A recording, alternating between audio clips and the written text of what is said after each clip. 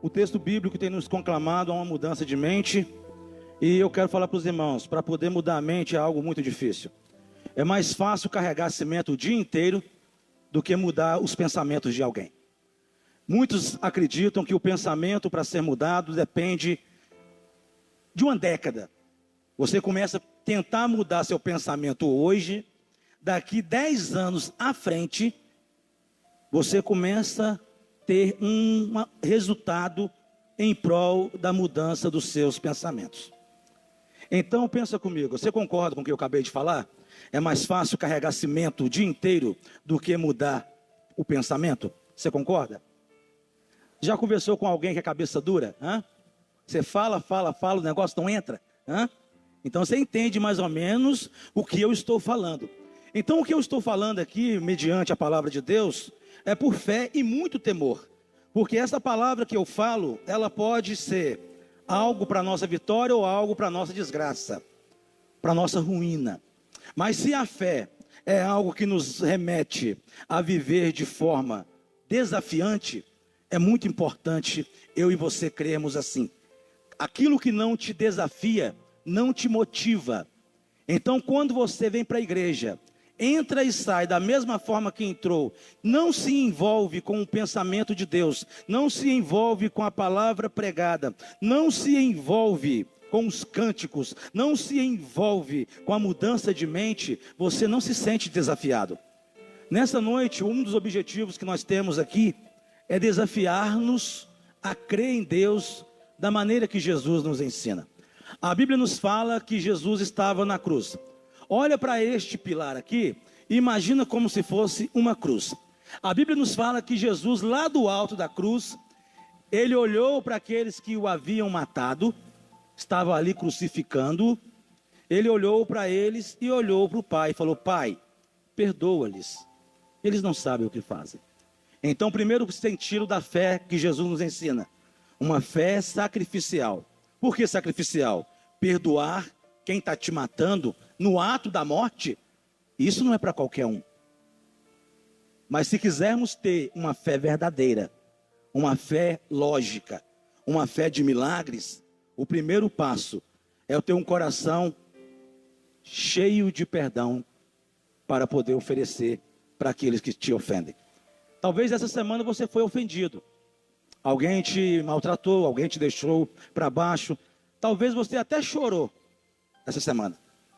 E Jesus está falando, quer ter uma fé igual a minha? Uma fé que funciona? Perdoa. Mas o negócio aconteceu ontem. Com Jesus aconteceu, foi no dia, na hora. Pai, perdoa-lhes, eles não sabem o que faz. Mas para contextualizar a mensagem que temos pregado, eu pego o segundo ponto. Quando Jesus agora olha para frente e agradece por aqueles que iam se salvar pela sua morte ali na cruz. Com os olhos da fé eu falo com você, Jesus viu eu e você hoje, com os olhos da fé. Ele agradeceu a Deus pelas nossas vidas. E falo mais, pelas vidas daqueles que você tem orado, que vai se salvar ainda.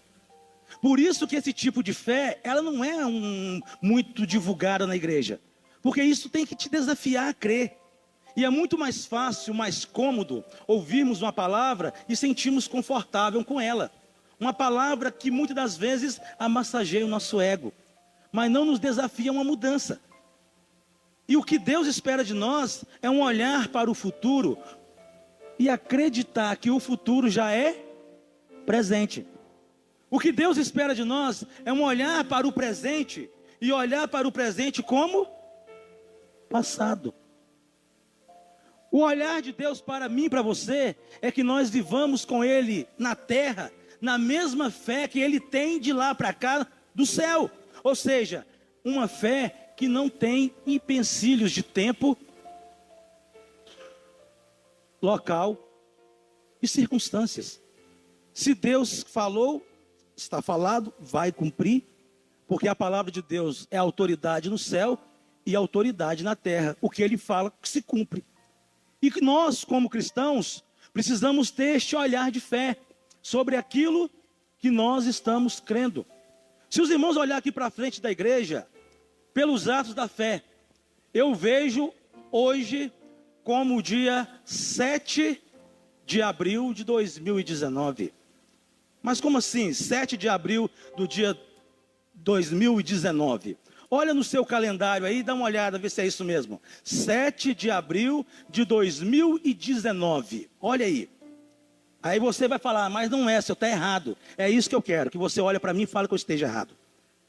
Porque é esse pensamento lógico, humano, cronológico, que tem derrubado o povo de Deus.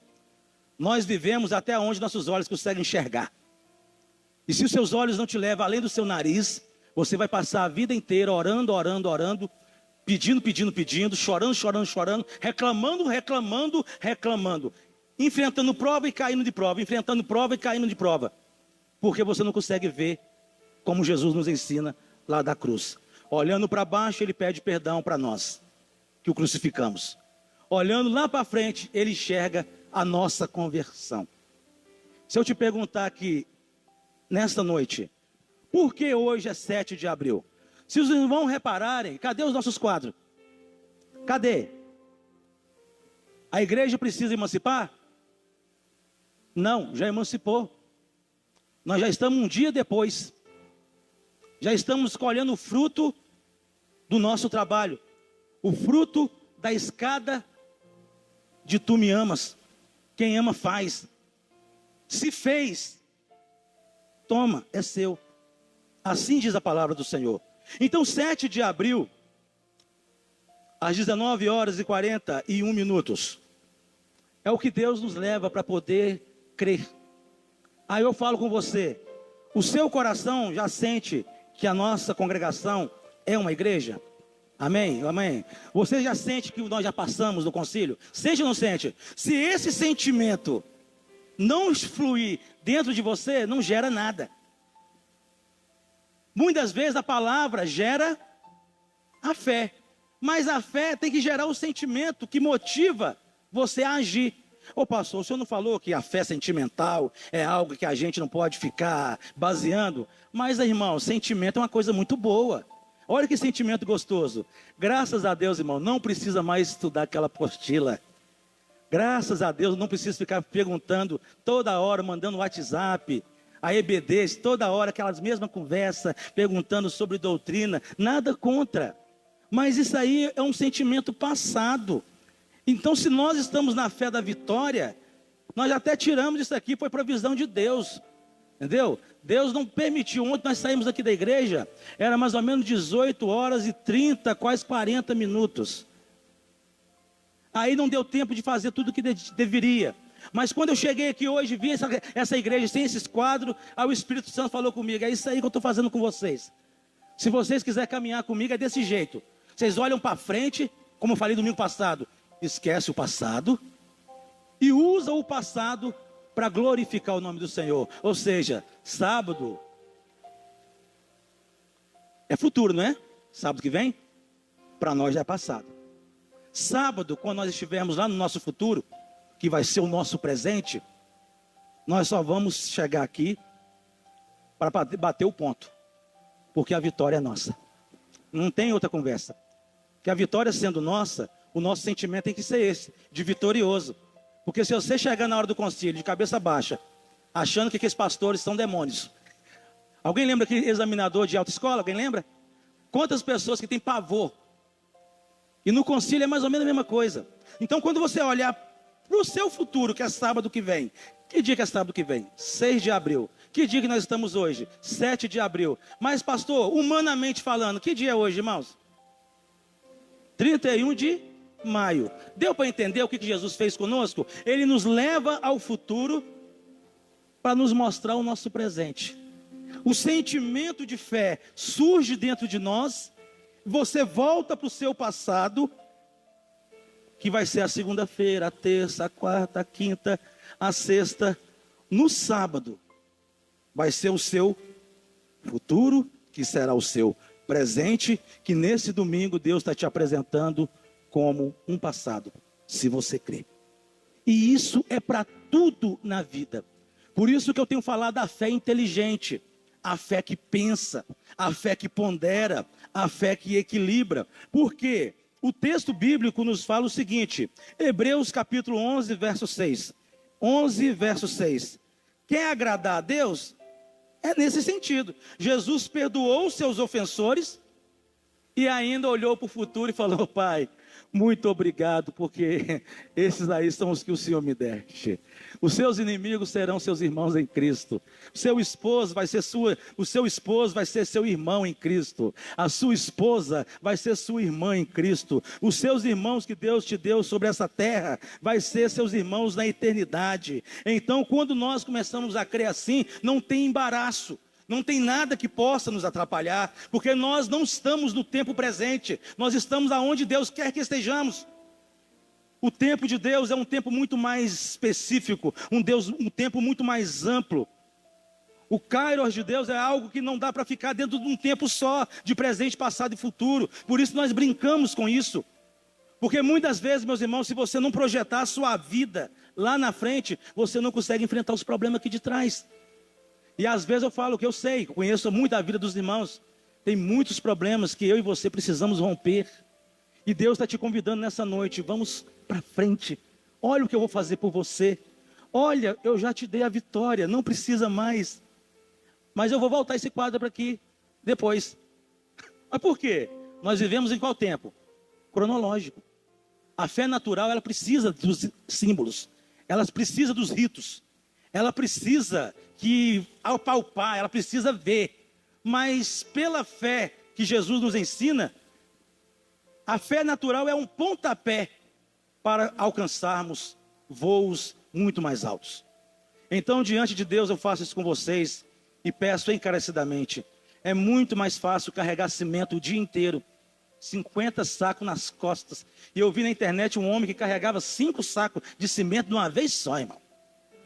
É muito mais fácil carregar 5 sacos de cimento de uma vez só, o dia inteiro, toda hora, 5 sacos, 250 quilos nas costas, do que mudar um pensamento. Então nessa noite, Deus está te convidando, mude a sua mente. Acredite em mim de forma igual Cristo vos ensina.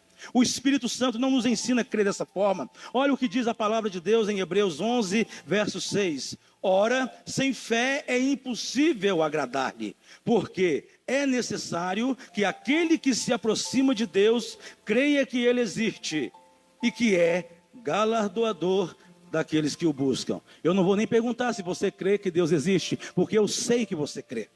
Eu tenho convicção que você crê. A única dificuldade que nós temos é saber que somos herdeiros das promessas de Deus. Essa que é a dificuldade. Então, a fé que Jesus nos mostra é uma fé que nos projeta em algo muito mais longe do que aquilo que nós estamos falando, muito além daquilo que nós estamos sentindo. Mas o sentimento do dia 7 tem que estar dentro de você. Para que quando você chegar aqui no dia 6, o sentimento que você estiver vai ser o resultado que você vai ter. Aí eu quero falar com você e quero falar comigo. Não prejudique a sua igreja. Não prejudique o seu irmão.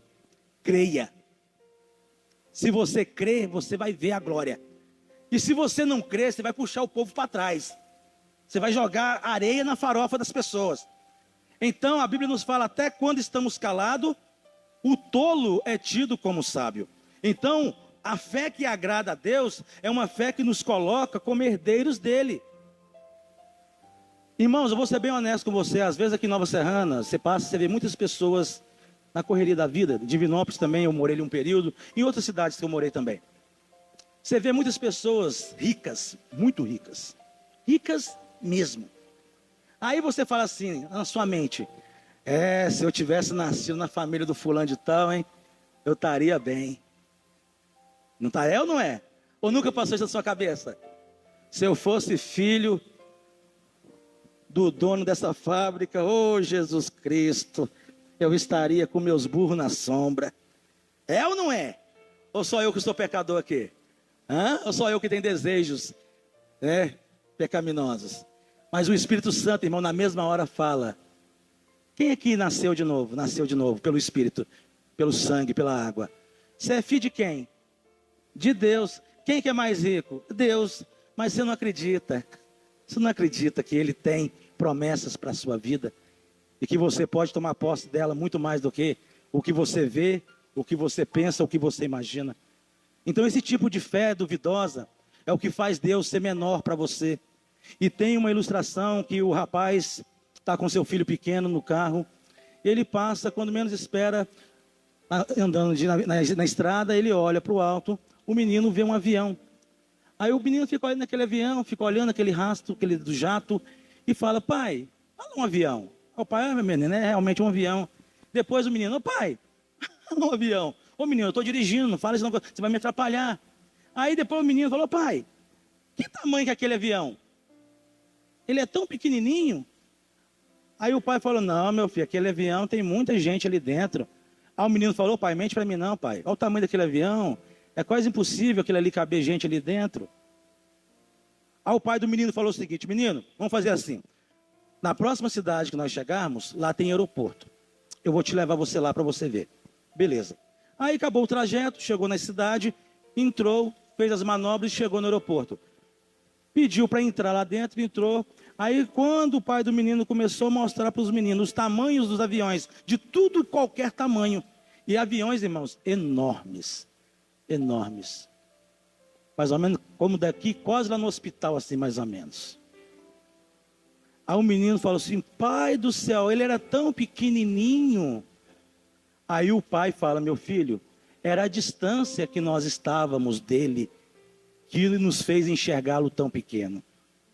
Trazendo para o nosso contexto, quanto mais longe de Deus você fica, quanto mais longe de Deus você escolhe viver, é o tamanho do Deus que você enxerga.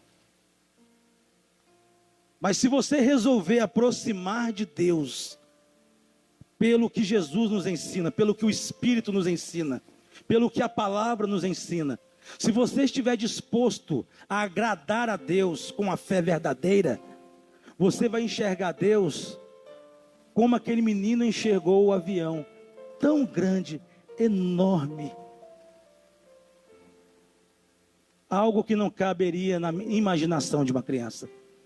Mas quando mais você aproxima de Deus, você vai vendo quem Deus é, você se sente pequeno, você se sente humilde. Por que nós oramos de joelho?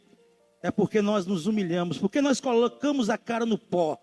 É porque nós não temos coragem de colocar a nossa face diante de Deus, que Ele é muito grande, Ele é muito tremendo, Ele é muito bom, Ele é perfeito. Então, meus irmãos, abaixa a cabeça, vamos orar. E você abaixa a cabeça em reconhecimento de quem Ele é, porque você está aproximando dEle e conhecendo Ele pelo Espírito, pela fé.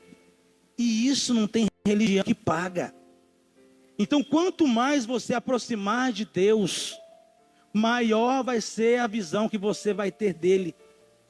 Mas se você escolher ficar longe dEle, aí depois você não reclama do tamanho do seu Deus.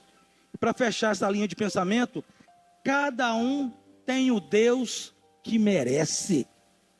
Cada um de nós tem o Deus que merece. Se você crê que Ele é pequeno, Ele é pequeno. Mas se você crê que Ele é grande, Ele é grande. Se você crê que Ele faz, Ele faz.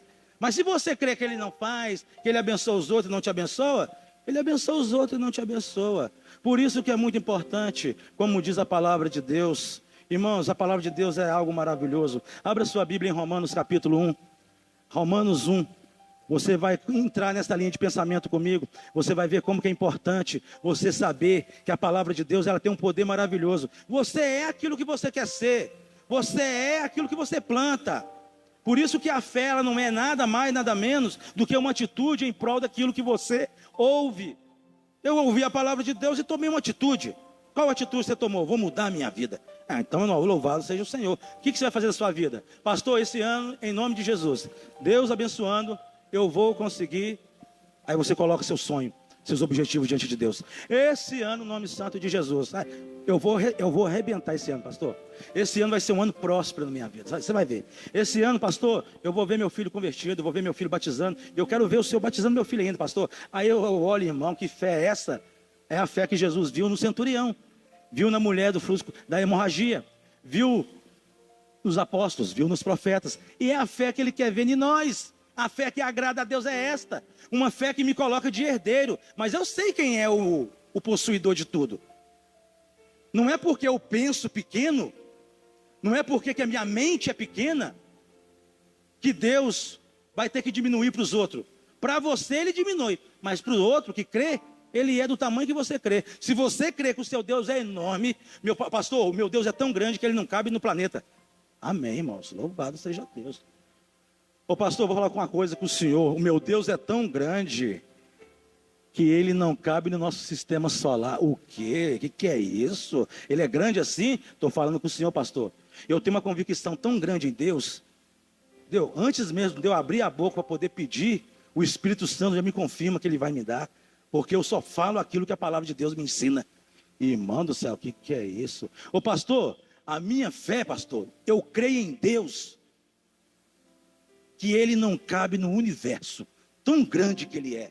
Uai, irmão, que Deus te abençoe nessa palavra, e você vai colher muito fruto por essa palavra que você lançou aqui nesta hora. Então, Romanos capítulo 1, o nome santo de Jesus, 1, o verso 17. Quando eu era menino, eu falava como menino, pensava como menino, agia como menino, eu sentia como menino. Agora que deixei de ser menino, e sou homem, ou sou uma mulher, eu deixei as coisas de menino, estou agindo como homem na fé, e como mulher na fé. Menino trabalha? Não. Menino tem obrigação de casa? Não. Menino compra carro? Não. Menino casa? Não. Porque isso é coisa de menino. Alguém que lembra quando você era menino? Alguém lembra aqui quando você era menino? O que você tinha vontade de fazer quando você crescesse? Tinha vontade de fazer 18 anos. Agora você fez. A vida é sua. Você já tem 2 filhos, tem um casal de filho, tem um marido, entendeu? Está aí vivendo a sua vida. Realizando coisas que você tinha vontade, não tendo condição de realizar outras. Isso é a vida. Então, de fé em fé, de glória em glória, nós vamos crescendo e vamos caminhando. Paulo fala com os cristãos de Corinto que eles eram meninos. Menino toma comida sólida ou leite? E esse leite cheio de veneno que nós estamos tomando hoje, né? Tá delicado, tá matando as crianças todas. Eu mesmo sou uma pessoa que eu estou parando de tomar leite. Entendeu? Eu gosto muito de leite. Mas por quê? Esses leites que você compra na caixinha, dá uma lida atrás para você ver o que é aquilo. Aquilo é veneno purinho, irmãos. Eu falei, pelo amor de Jesus Cristo. Então o menino, ele tem uma cabeça. Não pode dar comida sólida para ele. Tem que dar leite, papinha. Olha o que diz, verso 1, capítulo 1, o verso 17. Porque nele se descobre a justiça de Deus, de fé em fé, como está escrito. Mas o meu justo viverá pela fé. Que fé? A fé na palavra. Fé inteligente, irmãos. Deu? Fé na palavra de Deus. Não é crendice, não. Não é horóscopo, não. Não é mandinga, não. Não é superstição, não. É material bruto. Deu? Material que enche a barriga do crente. Entendeu? É coisa que faz você pensar. Então quer dizer, pastor, que eu tenho poder. Agora eu pergunto para você, da onde que o homem tirou essa conversa de viagem no futuro? Você acha da onde que ele tirou isso? Da Bíblia, irmãos. O homem tirou da Bíblia esse conceito, né, de ficção científica para eles e de fé para nós. Alguém assistiu aquele filme daquele rapaz baixinho, cabelinho assim? É Viagem para o Futuro? Não é Viagem para o Futuro, que é filme? A turma de mais de 30, aí vai lembrar, mais de 30. De Volta para o Futuro. Isso é conceito bíblico, irmãos. Que a ficção científica usa como material de filmes, de estudo, mas isso é Bíblia. Tem tantos conceitos que eu poderia estar falando aqui agora, só que o tempo não me permite. Mas pensa comigo, Jesus, ele veio da onde? Do futuro. Do futuro, irmãos. Veio para um tempo presente. Ele saiu de um tempo que não existe início, meio e fim, para poder entrar num tempo cronos conosco. Ele nasceu, viveu 33 anos, morreu. E onde está Jesus agora? Ele está com o Pai ou está conosco? Mas aquele que crê em mim, eu e o Pai viremos para onde? Para Ele, e faremos morada em quem? Nele. Quem é esse nele? Eu e você. Jesus é onipresente. Valendo para o concílio. O que é onipresença? Deus está aonde Ele quer estar. Se Ele está aqui, Ele está lá. Onde precisar dele, Ele está. Esse conceito cabe na mente humana? Trindade cabe na mente humana? Você morrer e ressuscitar cabe na mente humana? Da onde que o mundo tirou esses conceitos? Da Bíblia.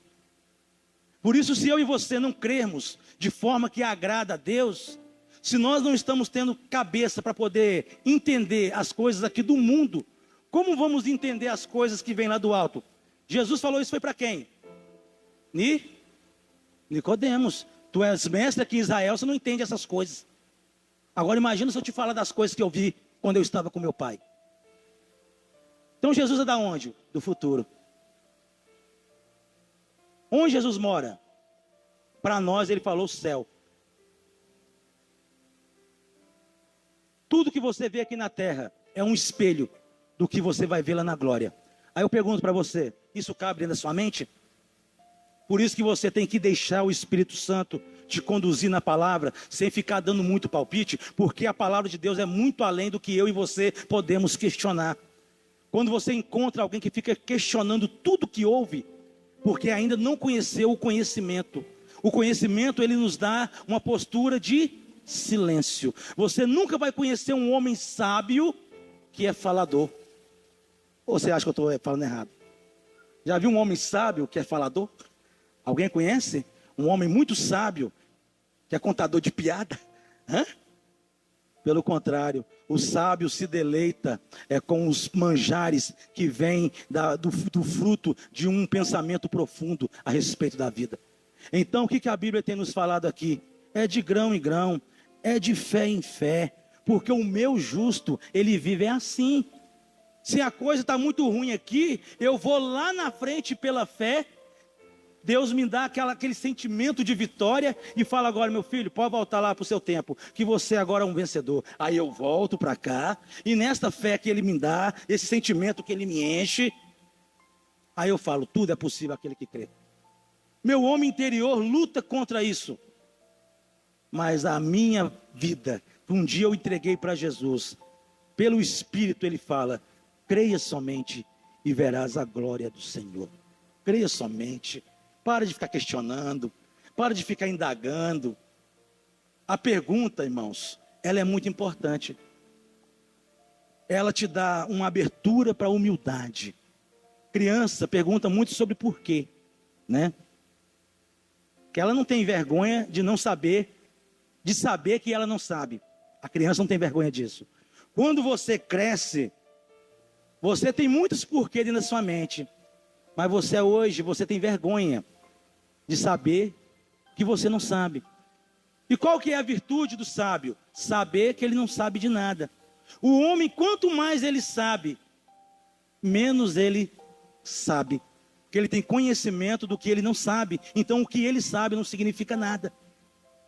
Então quando nós crescemos, em vez de nós continuarmos perguntando, ô pastor, por quê? Ô irmão, por que as coisas acontecem? Às vezes nós temos vergonha de não saber. Por isso que a criança cresce até um certo ponto. Aí depois, quando ela vira jovem, não, jovem não. Qual fase da vida que a gente acha que sabe de tudo? Pré-adolescência. O seu pai não sabe nada, sua mãe não sabe nada, seu professor não sabe nada, esse pastor não sabe nada.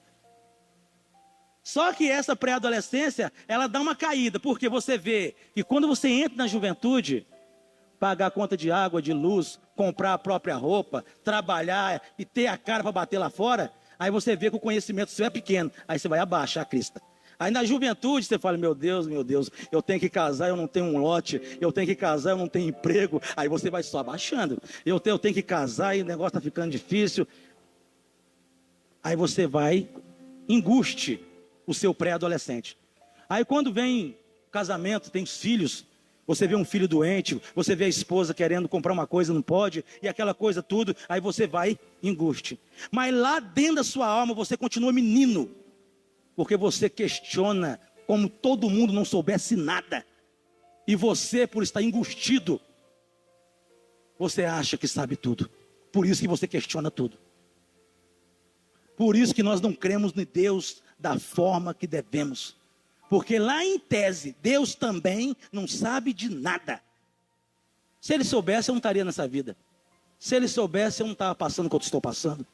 Aí você começa a questionar. Então, nessa fase que você é um pré-adolescente, que você não consegue transicionar, você começa a ficar um adulto fechado, um adulto sem fé.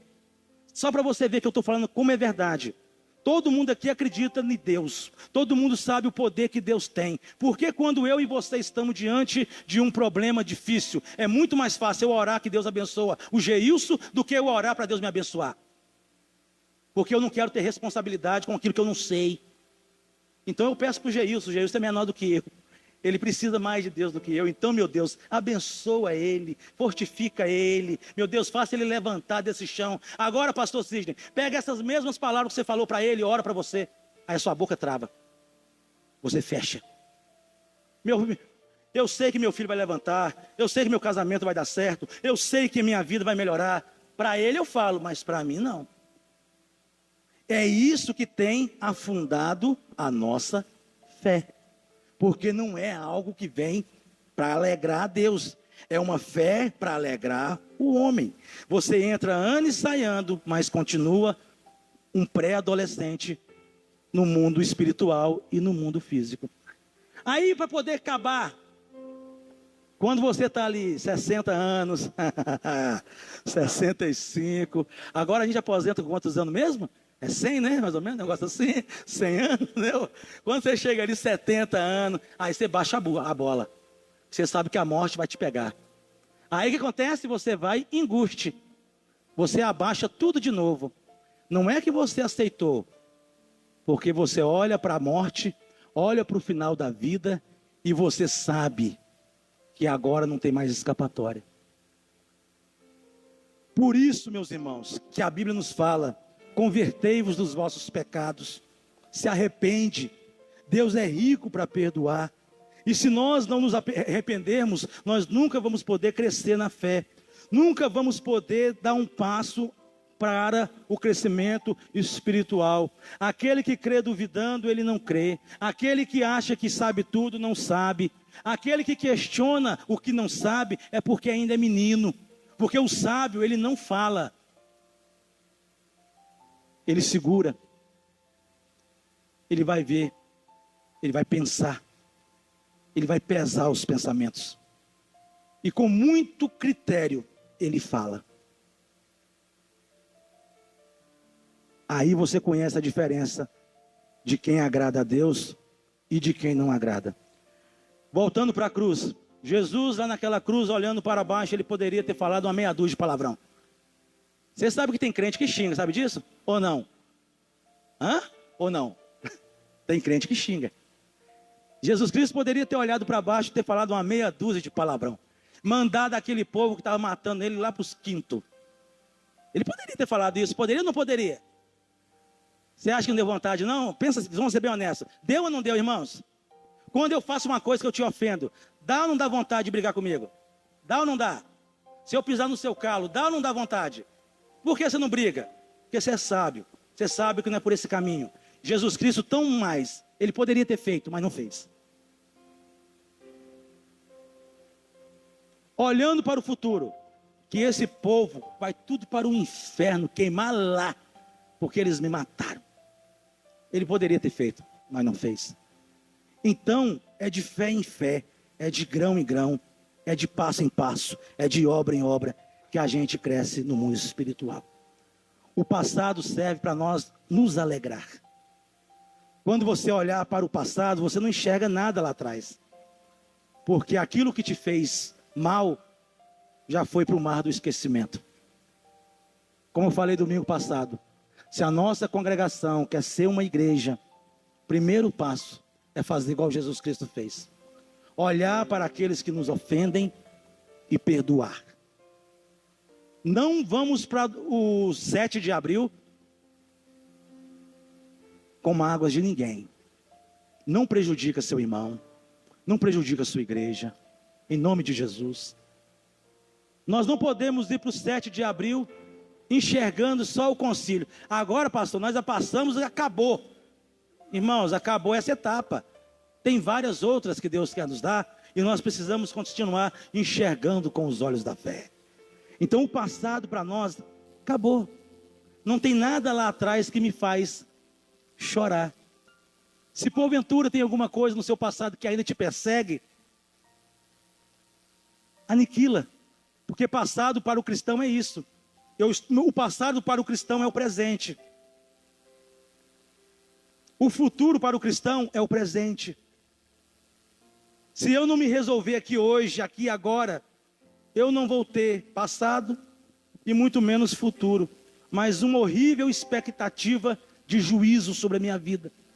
Crente que não perdoa, crente que não ama, crente que quer a bênção, mas não confia, crente que não consegue segurar a língua dentro de boca. O passado, ele não existe para quem está com Deus, ele só existe porque Ele é o nosso presente. E eu falo mais, irmãos, falo mais. Pela fé, eu e você devemos conseguir enxergar lá a nossa salvação. Daqui 200 anos, onde você vai estar? Ah lá, daqui 200 anos. Nós temos que fazer plano, daqui 10 anos eu vou ter um carro novo, vou ter uma casa. Daqui 10 anos eu acabo a minha faculdade, eu quero perguntar daqui 100. Daqui 200 anos, aonde você vai estar? Já parou para poder pensar nisso? Aonde você vai estar daqui 200 anos? Juntinho com Deus, mas está fraco. E você tem essa certeza? Agora você vai lá, juntinho com Deus, né? Pega esse sentimento de alegria, esse sentimento de vitória, esse sentimento de comunhão. Aí Deus fala, meu filho, agora você volta lá para 2019, entendeu? Volta para lá e fala para as pessoas como é bom estar comigo. Aí você prega sobre os céus, que o céu é um lugar maravilhoso, que a comunhão com Deus é algo maravilhosa. Estar com Deus, não tem dinheiro no mundo que paga a alegria de estar com Deus. Aí a pessoa olha para você, ela até acredita que você foi lá mesmo. Porque este é o sentimento que agrada a Deus. Nós temos livre acesso no presente, no passado e no futuro. É isso que Deus quer de mim e quer de você. E para finalizar essa palavra, parte dessa palavra, eu quero deixar um exercício para os irmãos, exercício de fé. Cadê o texto? Isto, Romanos 10:10. Romanos 10:10. E aqui eu já estou caminhando para encerrar essa palavra no nome santo de Jesus. Que tem muita coisa para falar, mas eu tenho que ir dividindo. Porque essa fé, irmãos, isso machuca a gente, irmão. Entendeu? Tem hora que o Espírito Santo fala com a gente umas coisas, que você fala, meu Deus do céu, que situação difícil. Mudar um pensamento quer dizer, pastor, que é mais difícil do que carregar cimento o dia inteiro. É. Enquanto um carrega um saco de cimento o dia inteiro, né? Carrega de um em um. Você faz igual o homem da internet, carrega 250 quilos de vez, o dia inteiro. Mudar o pensamento é muito mais difícil. Você vê uma coisa tão tranquila que Deus nos fala na palavra dele, que nós não damos conta. Aquele que diz ser religioso e não refreia, a sua religião é uma mentira. Aquele que diz ser religioso e não refreia a sua língua, a sua religião é uma mentira. Aí eu te pergunto, você conhece crente falador? É, pastor, conheço. A religião dele pode ser verdadeira? Pode, pastor, mas o que a Bíblia fala? Não tem como, irmãos. Boca que sai água amarga, sai água doce. Boca que sai água doce, sai água amarga. É bem uma ou bem outra. Então, Romanos 10:10 vai ficar para a nossa reflexão. Olha o seguinte, 10:10. Visto que com o coração se crê para a justiça, e com a boca se faz confissão para a salvação.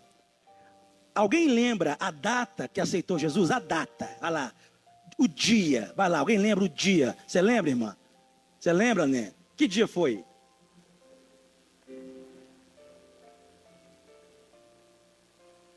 (25 de dezembro de 2003). Jesus realmente nasceu no seu coração no Natal. E você, minha irmã?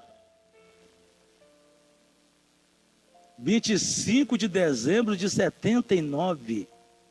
A irmã tem mais tempo com Cristo do que eu de vida. Mas lembra. 9 de 87? 87. Então você vê, meus irmãos, você fez uma confissão num culto. Aqueles que querem aceitar Jesus como seu único e suficiente Salvador, levanta sua mão direita. Aí você, cabeça baixa, porque você viu a glória de Deus, você abaixa a cabeça e levanta a mão.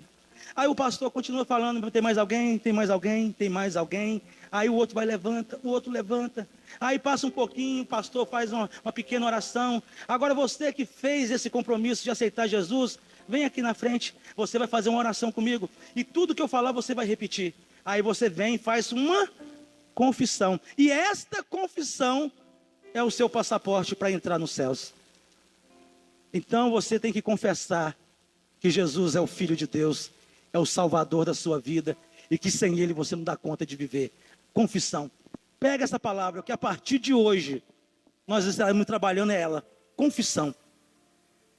Eu orar para o irmão, como eu dei o exemplo, eu dou conta. Falar palavras bonitas para Deus abençoá-lo, eu dou conta. Mas quando eu estou na pior, no problema, ora para mim, meu irmão. Nada contra você orar para mim. Nada contra. Mas por que eu não dou conta de fazer as orações bonitas que eu faço na vida dos outros? Por que eu não dou conta de colocar a mão na minha cabeça, igual eu já coloquei aqui na igreja, na mão de muitas pessoas, orando, pedindo a bênção de Deus para elas? Mas quando eu tenho que fazer uma confissão para a bênção vir na minha mão, eu não faço. É porque, olha para mim, o pré-adolescente ainda não cresceu. Ele continua menino. E uma pessoa que é soberba é mais ou menos assim. Eu oro para todo mundo, mas quando eu vou orar para mim, eu coloco um sentimento de autocomiseração, que como se eu não fosse nem crente, irmãos. Mas se eu for orar para você, eu faço o fogo cair, hein?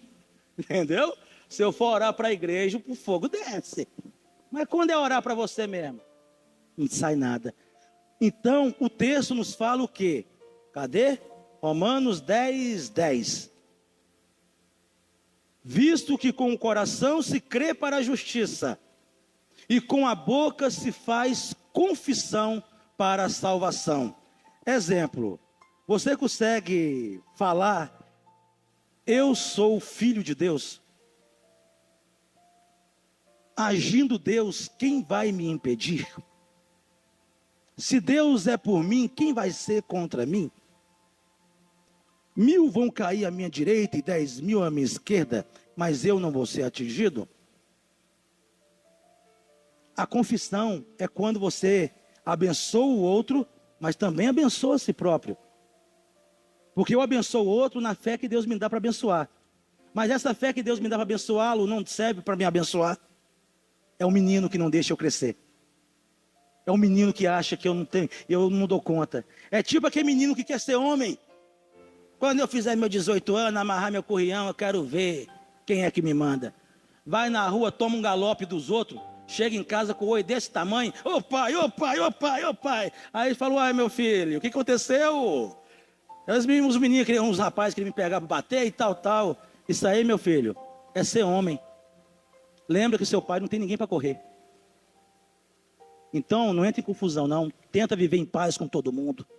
Porque ser homem Às vezes você vai chorar sozinho e não vai ter ninguém para te consolar. Ser mulher. Se minha mãe estivesse aqui. Sua mãe não está aqui mais não, minha filha, é você. Você tem 2 filhos, agora é você.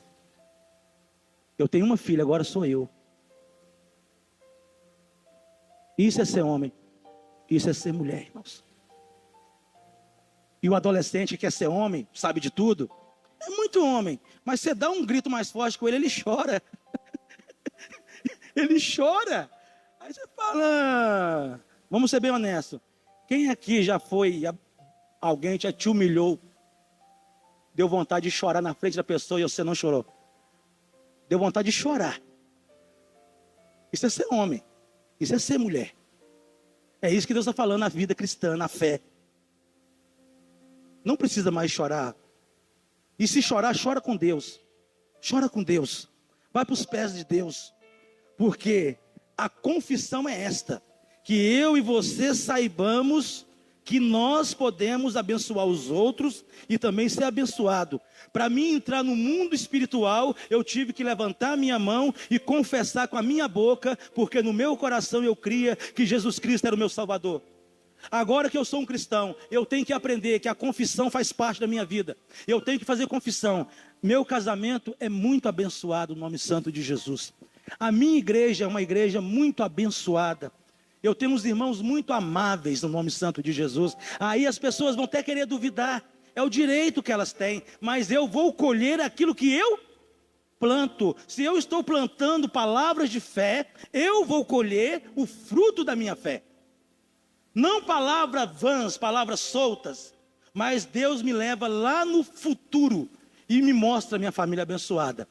Deus me leva lá no futuro, me mostra uma igreja abençoada. Deus me leva aonde Ele precisa levar, para que eu possa ver e pegar aquele sentimento e levar para a minha época presente, para poder crer nele sem pestanejar, sem um pingo de dúvida. Sabe o que eu estou falando para vocês? É o que Tomé queria, só que Tomé queria ver na carne. E Deus nos mostra no Espírito. Se você quer ver as maravilhas de Deus, é o Espírito, irmãos. O Espírito que comove, o Espírito que convence, é o Espírito que faz as coisas acontecerem. Então, nós precisamos entender. Se você quer ter a vitória, confesse a vitória. Se você quer ser mais do que um vencedor, confesse. Eu sou um vencedor. Você tem que começar a colocar na sua boca aquilo que vai te dar a liberalidade para tomar posse do milagre. Você crê? Se o Senhor sabe, né, meu Deus? Se o Senhor quiser. Você crê? Eu creio. Então toma, meu filho. Isso aqui é seu. Isso aqui é seu. Então confesse. Porque se confessarmos com os lábios e crermos no coração que Jesus é o Filho de Deus, nós somos salvos. Se nós confessarmos diante de Deus as suas promessas, que somos galardoador dele, porque ele é aquele que vai nos dar herança, nós também teremos. Para nossa reflexão, cadê aqui? O coração habita a palavra, a boca professa o milagre. Se no seu coração não abrigar a palavra, a sua boca não vai professar o milagre. É uma mudança de mente, uma mudança de fala.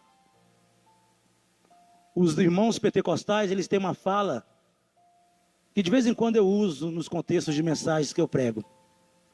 Eles falam que a reclamação é o chiclete do capeta. A reclamação é o chiclete do capeta. O que é reclamação? Você clama a Deus. Aí por algum motivo, Deus não te responde do jeito que você quis.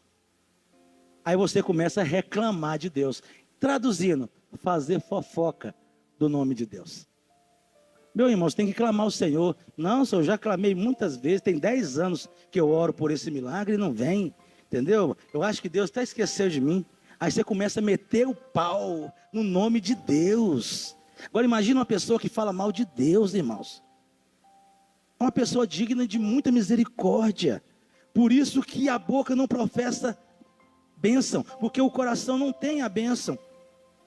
Olha o que diz a palavra do Senhor: porque andamos por fé e não por vista.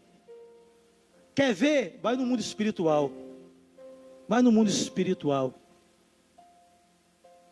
Lembra quando Jesus foi levado lá no pináculo e o diabo falou: lança daqui para lá? Isso é o que eu estou falando com você. Quando Jesus foi levado pelo diabo lá num alto monte para ver todas as nações, isso é projeção, é o que Jesus fez. Ele foi em espírito. Quando João no Apocalipse, ele foi nos céus. Aí eu pergunto para você, você acha que ele foi nesse corpo aqui, irmão? Foi ou não foi? Ele foi em espírito. O que eu estou falando aqui desde o início do culto? Em espírito, Deus te leva aonde Ele precisa te levar, para te dar as convicções, as certezas que João teve no Apocalipse. Falo mais, qual que foi aquele outro que foi para o céu e não viu a morte?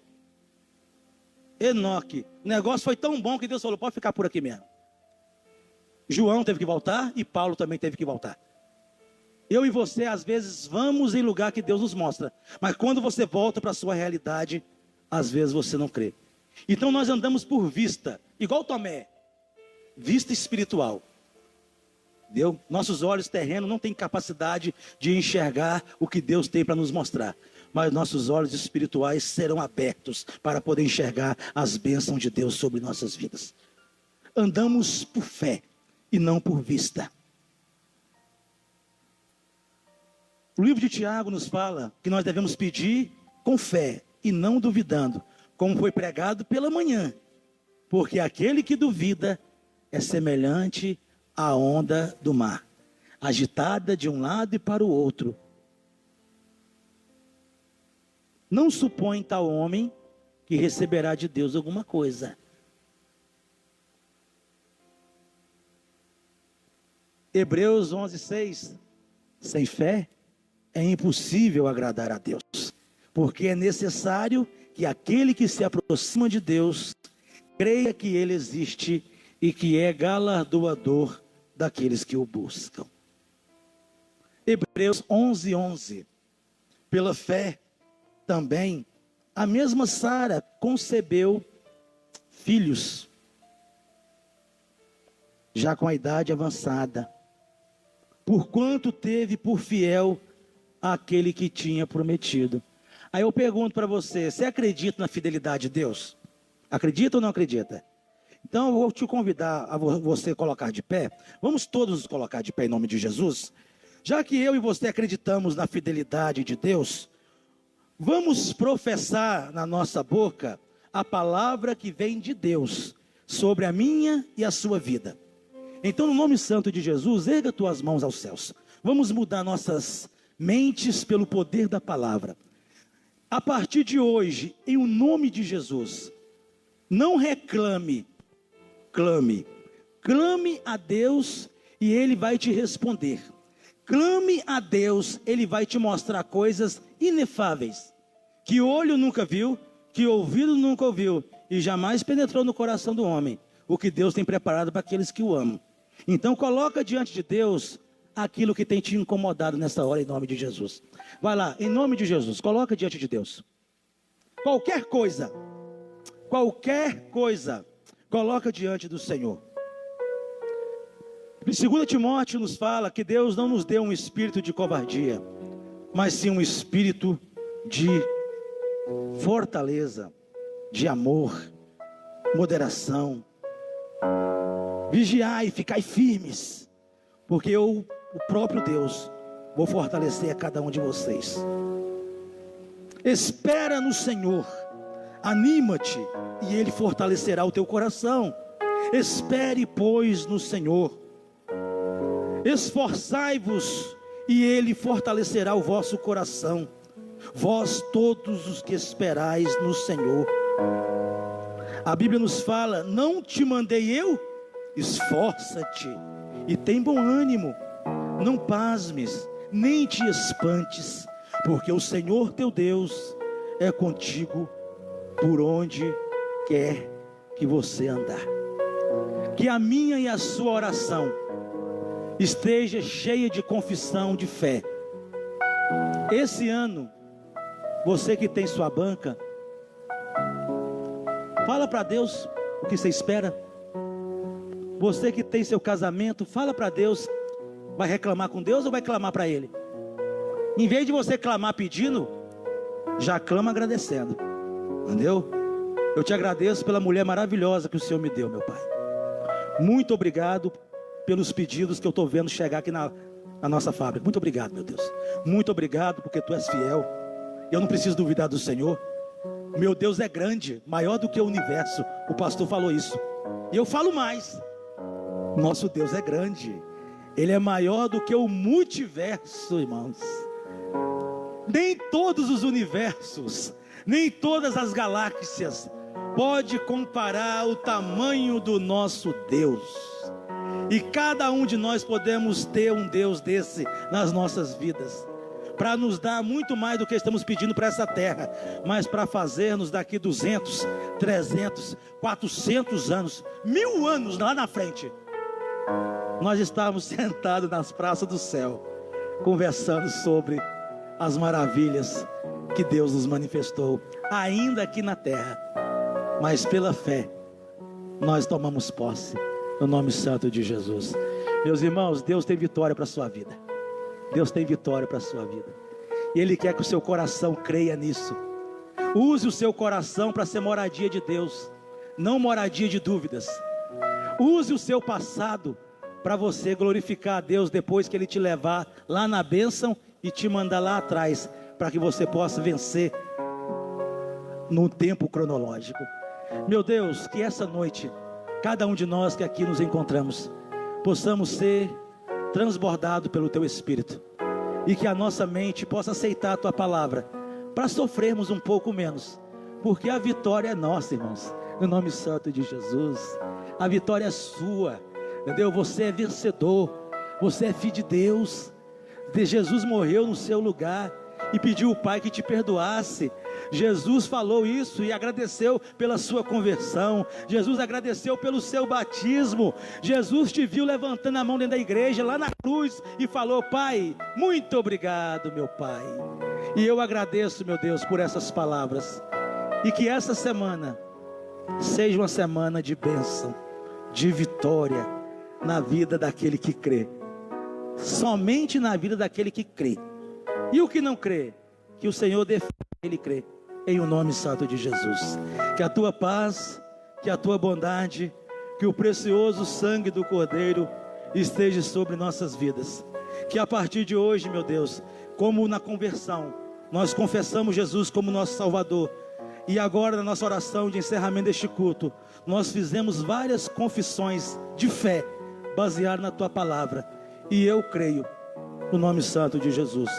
Quem crê, dê uma forte salva de palma ao Senhor. Tome posse da vitória, porque ela é sua, no nome santo de Jesus. Meus irmãos, ide em paz. Que Deus esteja abençoando vocês ricamente.